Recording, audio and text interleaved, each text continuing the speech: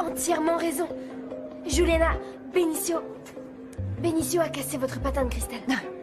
Attends, explique-moi. Tu veux dire que tu étais au courant? Non. Enfin, on avait quelques soupçons. On avait trouvé un morceau de cristal dans le sac de Benicio. Simon a pensé du coup que c'était lui le coupable. Mais Luna, pourquoi ne pas m'en avoir parlé avant? Pour une raison très simple, on voulait juste être sûr que c'était lui qui avait fait ça. Voilà pourquoi on vous a rien dit, mais...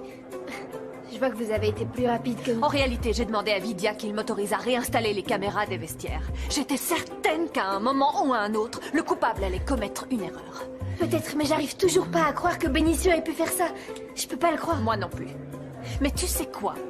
Ce garçon, depuis qu'il est arrivé, j'ai toujours eu du mal à le cerner. Maintenant, on sait pourquoi. Avec qui il parle? J'en sais rien. Probablement son complice. Quelqu'un qui l'a aidé à casser mon patin. Qui ça peut être? Aucune idée. Mais je vais aller vérifier quelques petites choses. Je vous accompagne. Non, toi tu restes ici. Je préfère être seule.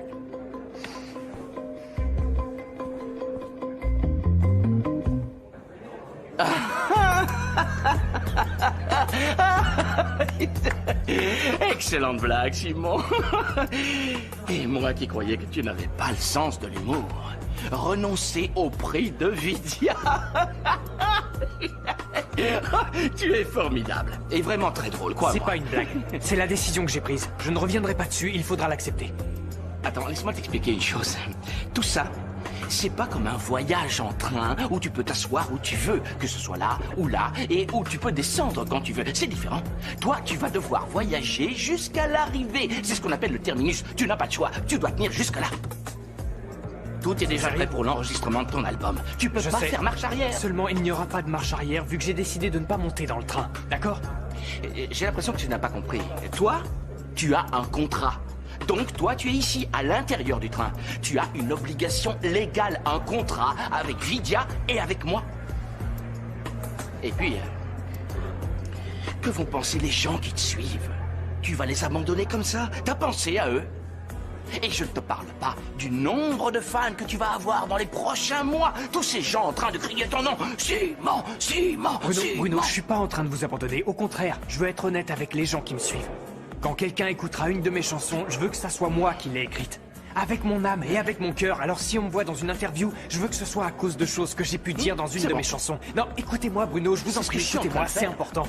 Je ne veux pas qu'on élabore une stratégie pour cette interview, compris? Oui, c'est clair, seulement tu n'as aucune idée de comment les choses se passent dans ce domaine. Tu es en train de commettre une énorme erreur. Parce qu'il y a des milliers de personnes qui rêveraient d'être à ta place en première classe. Et justement, je veux que ces milliers de personnes accomplissent leurs rêves.